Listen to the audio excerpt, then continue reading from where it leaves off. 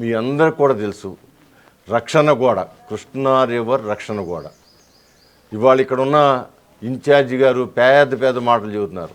ఆ 1,00,000 మందికి ఉపయోగపడే ఆలోచన ఒక్క జగన్మోహన్ రెడ్డి గారు ఎవరికి రాలేదని చెబుతున్నారు. అంటే అది పచ్చి అబద్ధం. దానికి సాక్ష్యం కూడా నాని గారే. ఎందుకంటే చాలా సందర్భాల్లో మీతో కూడా మాట్లాడారు. ఆ గోడ కట్టింది చంద్రబాబు గారు, కట్టింపజేసింది గద్దె రామన్ గారు అని చాలా సందర్భాలు చెప్పారు. ఆ మాట మీరు ఎవరైతే అతను ఏదో సమర్థుడు అన్న మాటగా, ఇటేదో అసమర్థుడు అనే మాటగా అని చెప్పారో దాన్ని కూడా ఒకసారి అడుగుతాను. నారా చంద్రబాబు నాయుడు గారు మీకు ఒకసారి గుర్తుంటే 2014కు ముందు 2009-14 మధ్యలో విజయవాడలో 3 నియోజకవర్గాలు, తూర్పు నియోజకవర్గంగా నేను బాధ్యతలో ఉన్నాను, సెంట్రల్ నియోజకవర్గంగా బోండా ఉమామేశ్వరరావు బాధ్యతలు ఉన్నారు, వెస్ట్ నియోజకవర్గంగా బుద్ధాయంకన్ గారు బాధ్యతలు ఉన్నారు. ఆయన ఇన్ఛార్జీలు ఉన్నాం మేము ముగ్గురం విజయవాడ నగరంలో ఆ రోజున అపోజిషన్ పార్టీగా ఉన్న మేము తూర్పు నియోజకవర్గంలో ప్రతి నెల 11వ తారీఖున రక్షణ గోడ గురించి ఉద్యమం, ఒక నెల జలదీక్ష అని నీళ్లలో పీకల ముద్దాగా నిలబడి 4-5 గంటలు నిలబడి చేసి మీరందరూ కూడా కవర్ చేశారు. ఒక నెల పెద్ద నాయకులు తీసుకొచ్చి ఒక రిలే నిరాహార దీక్ష పెట్టి ఒక నెల చేసాం.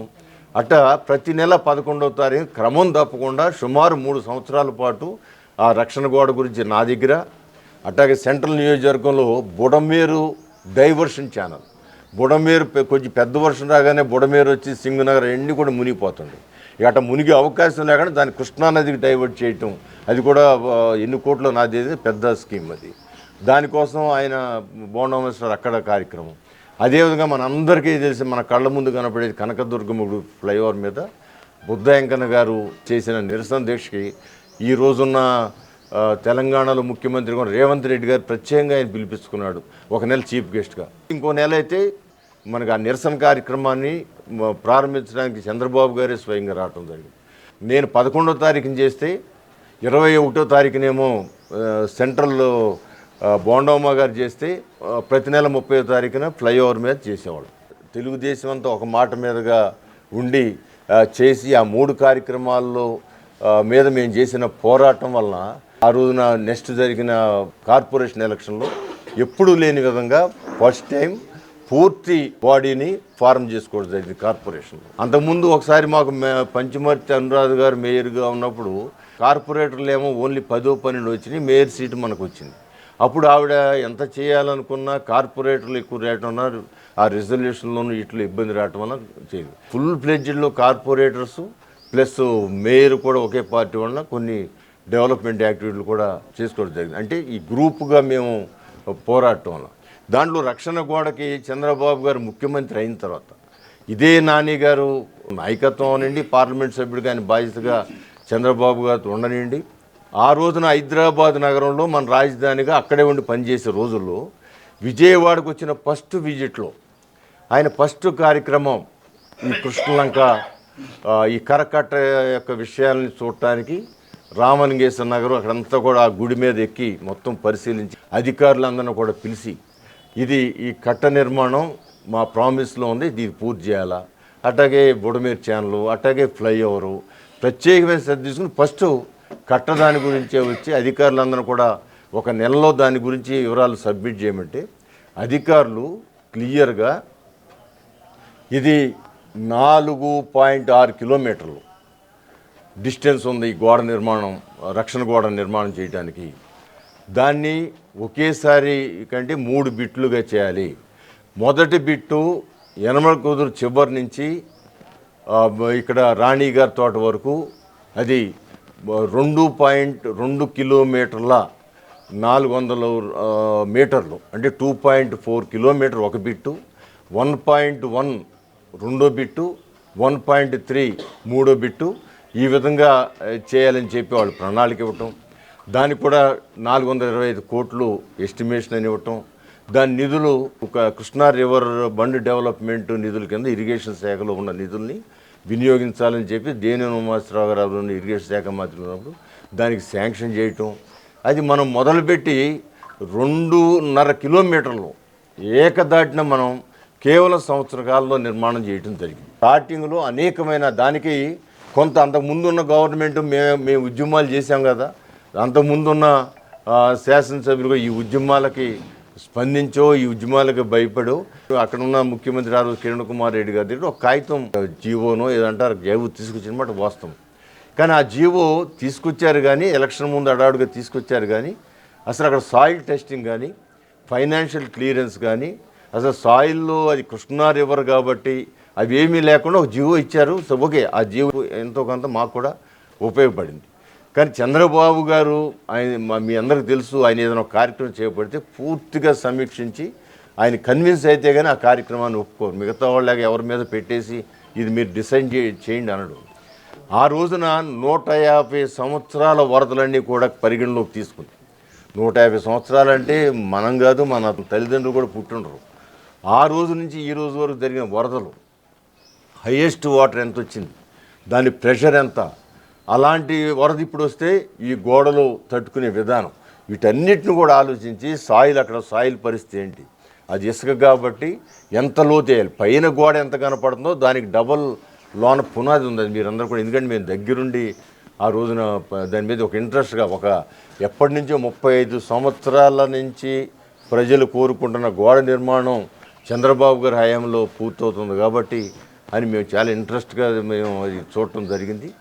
ఆ సాయిల్ టెస్టింగ్లు ఇవన్నీ కూడా చేసి అప్పుడు మళ్ళీ ఎస్టిమేషన్లు కూడా మారి భూమిలో వెళ్ళే లోతును బట్టి, అక్కడ వేయాల్సిన పాదాలను బట్టి, అక్కడ వాడాల్సిన మెటీరియల్ని బట్టి, పైన గోడ, ఆ గోడ మీద 4-5 పడుకునే అంత ఎడల్పు, కింద పునాది మీద అయితే ఒక 10 మంది వరుసగా పడుకునే అంత పునాదులు వేసి అది కట్టడం జరిగింది. 2.5 కిలోమీటర్లు. ఇక మిగతాది ఓన్లీ 2 బిట్లు, 1.1 ఒకటి, 1.3 ఒకటి. వీళ్ళు దానిని కంటిన్యూ చేశారు, సంతోషమే. ఆ కంటిన్యూ అది పూర్తయింది గత ప్రభుత్వంలో ఎలక్షన్ ముందే పూర్తయింది. వాళ్ళు అధికారం రాగానే మొదలు పెడితే ఫస్ట్ ఇయర్లోనే 2 అయిపోయాయి. కానీ వాళ్ళు మొదలు పెట్టలేదు. ఇప్పుడు 3 ఏళ్ళకో 2.5 ఏళ్ళకో మొదలుపెట్టి ఇప్పుడు కూడా ఇంకా ఒకటి తయారవుతోంది. ఒక బిట్ మాత్రం తయారు చేశారు. ఇక్కడ నేను చెప్పొచ్చేది ఏంటంటే, ఇవాళ 1,00,000 మంది బాధపడుతున్నది, 1,00,000 మంది లేకపోతే 50,000 మంది అని ఉన్నారు అక్కడ. వాళ్ళందరి యొక్క బాధల్ని చూసిన వ్యక్తి జగన్మోహన్ రెడ్డి గారు అంట. చేసిందేమో చంద్రబాబు గారు, ప్రాజెక్ట్ శాంక్షన్ అంతా చేసిన డబ్బులు చంద్రబాబు గారు, దానికి ఉమామహేశ్వరరావు ఇరిగేషన్ మినిస్టర్గా శాంక్షన్ చేశారు. 100% పూర్తయింది. ఇప్పుడు కనకదుర్గం ఫ్లైఓవరు ఒక 80% పూర్తయి 20% ఉంటే మేము కట్టామని చెబుతాం. బెంజ్ సర్కిల్ ఫ్లైఓవరు దాని గురించి కూడా నేను చెప్తాను. ఇట్లా కాకుండా పూర్తిగా పూర్తి అయిపోయింది. 2వ బిట్ మొదలు పెట్టాలి. వాళ్ళు లేటుగా మొదలుపెట్టిన దానికి ప్రజలకు క్షమాపణ చేయటం పోయి ఇది మేమే కట్టాం, మాకే గుర్తు. మరి దానికి సాక్ష్యం కూడా ఈయన. ఇప్పుడు మీరు నిజం చెప్పే మనుషులు అయితే దాన్ని ఖండించాలి. 4 రోజుల ముందు ఆయన పార్టీ మారడానికి 4 రోజుల ముందు మీరు అందరూ కూడా అక్కడ మీ దగ్గర కూడా రికార్డు ఉండి ఉంటుంది. మనం అందరూ ఆ సర్వీస్ రోడ్డుకి వెళ్ళినప్పుడు ఆయన సర్వీస్ రోడ్డు గురించి చెబుతూ ఏదైనా తెలుగుదేశం పార్టీ చేయాల్సిన ఏ కార్యక్రమమైనా దాంట్లో ఈ రిటైనింగ్ వారి గురించి, రక్షణ గోడ గురించి కూడా ఆయన చెప్పారు. ఈ రక్షణ గోడ ఆ రోజున తెలుసుకునే వెంటనే చంద్రబాబు గారు అంగీకరించడం, రామ్మోహన్ గారు దానికి చేసిన కృషి, ఈ సర్వీస్ రోడ్డు కూడా రామ్మోహన్ గారు నన్ను అనేక పర్యాయాలు రిక్వెస్ట్ చేయటం అన్నా దీన్ని ఈ విధంగా చేసుకొచ్చామని కూడా చెప్పడం జరిగింది. ఇప్పుడు మీరు ఎవరైతే నాకంటే సమర్థుడు అనే ఫీలింగ్ వచ్చే విధంగా మాట్లాడారో, మరి ఆయన అబద్ధాల ఆటంలో సమర్థుడని మీరు సమర్థుడని చెబుతా ఉన్నారా, లేకపోతే ఏ మాటనైనా తిమిని బొమ్మని చేయగలరని చెబుతా ఉన్నారా? అది కూడా మీరు క్లారిఫై చేయాలని నేను కోరుతున్నాను. దీంట్లో మీరు కూడా సాక్షులే, నాని గారి అవసరం మీరు కూడా సాక్షులే. ఆ రోజున సిటీ కేబుల్ ఉంది, ఈటీవీలో అయితే పెద్ద ఐటమ్ వీళ్ళకి ఇక వరద బారి నుంచి కాపాడిన తెలుగుదేశం అని అన్ని టీవీల్లో కూడా వచ్చాయి. టీవీ9లో కూడా పెద్ద ఐటములు రావటం జరిగింది, అన్ని ఛానల్స్ కూడా. దాని మీద ఇవాళ దాన్నే ఆధారంగా చేసుకుని ప్రజల్ని మెప్పించడానికి ఇది మేమే కట్టాము. సరే, అక్కడ కట్టినాళ్ళు చూసినాళ్ళు వాళ్ళు ప్రజలు ఏమనుకుంటున్నారు, హేళనగా మాట్లాడుతున్నారు, అది వేరే సంగతి, అది మేము చూసుకుంటాం.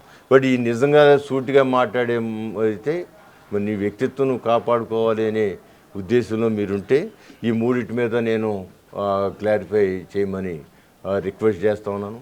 నేను ఏదేమైనా నేనేమంటానంటే, మీకు 2 పర్యాయాలు పార్లమెంట్ సభ్యుడిగా మీకు అవకాశం ఇచ్చారు. దాన్ని ఒకేసారి ప్రపంచ మోసగాడు చంద్రబాబు గారిని విమర్శించడం, లేకపోతే ఇంకో రకంగా ఏమాత్రం సంబంధం లేని వ్యక్తి లోకేష్ బాబు గారు పాదయాత్ర చేయటం ఆయనకి ఏం అర్హత ఉంది అని అనటం, అది అది అనటానికి మనకేం అర్హత ఉందో మరి అది ఈ విధంగా మిమ్మల్ని నుంచి ఎక్స్పెక్ట్ చేయలే. వీటన్నిటి వలన పార్టీకి నష్టమని నేను అనుకోవట్లేదు, ఖచ్చితంగా అతనికి నష్టం. అందుకే ఇవాళ ఆయన 60% ఖాళీ అయిపోద్ది అని చెప్పిన వ్యక్తి మరి ఎంత పర్సంటేజ్ అయిందో మరి ఆయన వెనక ఎవరు వెళ్ళారో అది ఏదో మరి ఆయనకే తెలియాలి, ఎవరైనా వెళ్ళారని ఆయనకే తెలియాలి, ఆయన్ని తీసుకున్న వాళ్ళకి కూడా తెలియాలి ఆయన తెలుగుదేశంలో ఎంత బాగా చేశారు. ఏదేమైనా వాటి గురించి ఎక్కువ నేను వెళ్ళట్లేదు. వీటి మీద నన్ను కామెంట్ చేసిన దాని మీద కామెంట్ చేయటానికి ప్రజల్లో ఏదో నా మీద ఒక నెగిటివ్ క్రియేట్ చేయడానికి మీరు చేసిన ప్రయత్నం వలన వాటి వలన నాకేమీ ఇబ్బంది లేదు. కానీ బట్ వీటికి సమాధానాలు చెప్తే నేను సంతోషిస్తాను కూడా మీ ద్వారా చెప్పడానికి ఈ రోజున ప్రత్యేక మిమ్మల్ని పిలవటానికి కారణమని మీ అందరికీ తెలియజేస్తున్నాను.